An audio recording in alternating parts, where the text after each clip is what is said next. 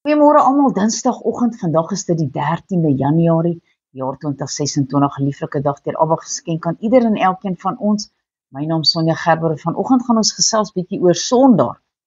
Die Bybel tref onderskeid tussen twee groepe mense, mense wat regverdig voor God is en sondaars. Dit beteken nie dat daar geen genade vir sondaars is nie. Trouwens, die Bybel is bedoel om vir sondaars te wys dat God hulle liefhet en hulle van hulle verkeerde weë wil terugbring, omdat hulle weë na die doodsbestemming lei. Jesus assosieer hom met sondaars juis om te demonstreer hoe lief hy hulle het. Maar kom ons gaan lees in God se woord rondom sondaars. Psalm 1, die 2 weë, verse 1 tot 6. Welgeluksalig is die man wat nie wandel in die raad van die goddelose en nie staan op die weg van die sondaar en nie sit in die kring van die spotters nie, maar sy behaag is in die wet van die Here en hy oordink sy wet dag en nag.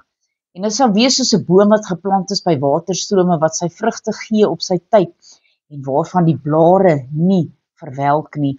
En alles wat hy doen, voer hy voorspoedig uit. So is die goddelose mense nie, maar soos kaf wat die wind verstrooi. Daarom sal die goddelose nie bestaan in die oordeel en die sondaar in die vergadering van die regverdiges nie, want die Here ken die weg van die regverdiges, maar die weg van die goddelose sal vergaan. Psalm 25, ek lees vers 8 tot 10.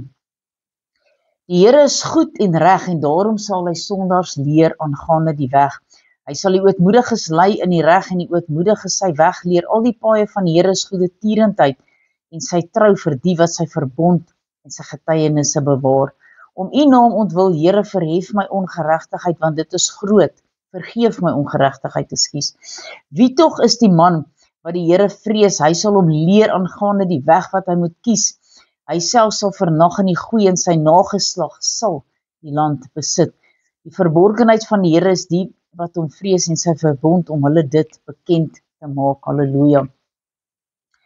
Spreuke 23 vers 17 en 18. Laat jou hart die sondaars nie beny nie, maar wees die hele dag in die vrees van die Here. Waarlik, waar is 'n toekoms en jou hoop? Dit sal nie verydel word nie. Halleluja. Dan Markus 2 vers 16 en 17. En die skrifgeleerders en die fariseërs het hom saam met die tollenaars en die sondaars sien eet. Sê hulle vir sy disippels: wat is dit dat hy saam met die tollenaars en die sondaars eet en drink? Toe Jesus dit hoor, sê hy vir hulle: die wat gesond is, het die geneesheer nie nodig nie, maar die wat ongesteld is.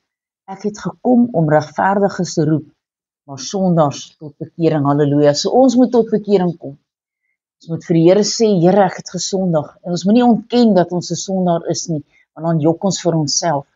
Halleluja, kom ons bid saam. Almagtige God en Hemelse Vader, Here, vanoggend kan ons net bely en erken, Here, ons is 'n sondaar en ons het 'n redder en 'n verlosser nodig. Here, dat U net in ons lewe sal kom en ons sal lei en ons sal leer en ons sal wys maak van wat is reg en wat is verkeerd in ons lewe, sodat ons dit kan aflê, tot bekering kan kom en 'n lewe saam met U kan wandel. Here, vergewe ons van sondes wat ons daagliks partykeer onwetend doen. Maar Here, ons bid dat U net met ons genadig sal wees. Ons loof U, ons prys U, ons eer U groot en heilige naam. Halleluja. Amen en amen.